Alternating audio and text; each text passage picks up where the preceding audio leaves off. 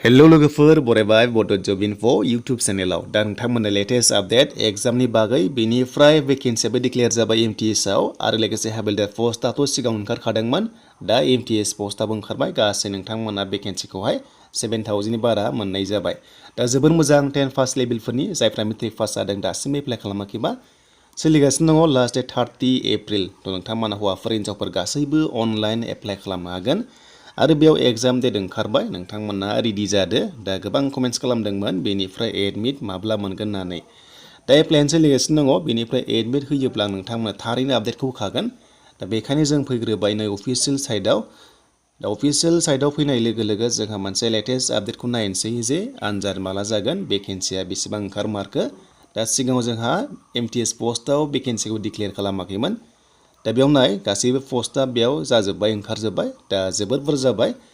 दा एमटिएसआव दङ 3698 दङ भेकेन्सिस हौवाफोर हिन्जावफोरखौ लानानै अल इन्डिया दै बियो अल इन्डिया जागोन आरो हाबिलदाराव दङ 3603 दा गासैखौबो लानानै नोंथांमोना नायदो जोबोद बुरजा भेकेन्सि ओंखारबाय देग्लाय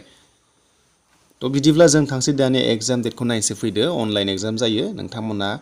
अनलाइन एग्जाम होनांगोन आरो बिनि एप्लाइआ लास्ट डेटआ 30 एप्रिलसिम सोलिगासिनो दङ स' नोंथांमोना खालामदो साननैल' थारसै टाइमा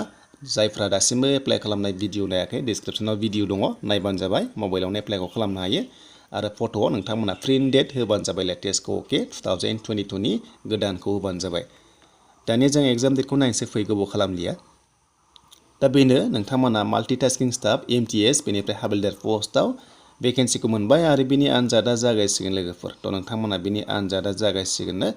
दा बे आनजादा जुलाइनि 5 निफ्राय 22 सिम जागोन लोगोफोर 2022 स' नोंथांमोना बेयाव नुनो मोनदों अनलाइन एग्जाम जागोन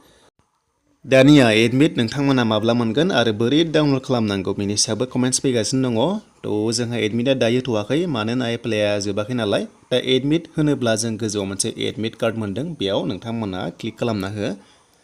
दानिया जों बेयाव क्लिक खालामनाय लोगो लोगो बेयाव माखासे जन वाइस थायो बेखायनो जोङो नर्थ इस्टार्न रिजनाव फैनांगोन जोंनि नर्थ इस्टनि थाखाय थ' बेखायनो नोंथांमोना बे नर्थ इस्टार्न रिजनाव क्लिक खालामनाय लोगो लोगोनो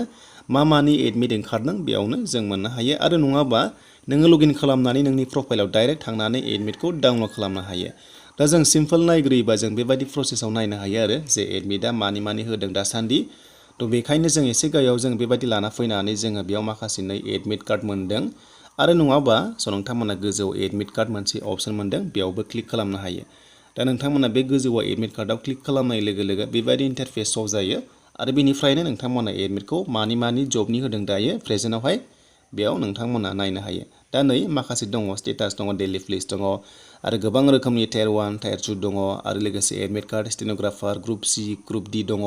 स' बेबायदिनो एमटिएसनि फैयोब्लाबो नोंथांमोना डाउनलड खालामना लानो हायो थ' बेनिसिम लोगोफोर लेटेस्ट आपडेट एमटिएसनि बागै एग्जामनि बागै आरो पस्टनि बागै दा नोंथांमोना दानिया भिडिअ नायनानै मोजां मोनदोंबा लाइक खालामदो आरो साबस्क्राइब खालामनो हागोन गोदानै फैदोंबा आरो हानायसेबां नोंथांमोना भिडिअखौ जाहाथे शेयार खालामो बयबो नोंथांनि लोगोफ्रा मिथिनाय बायदि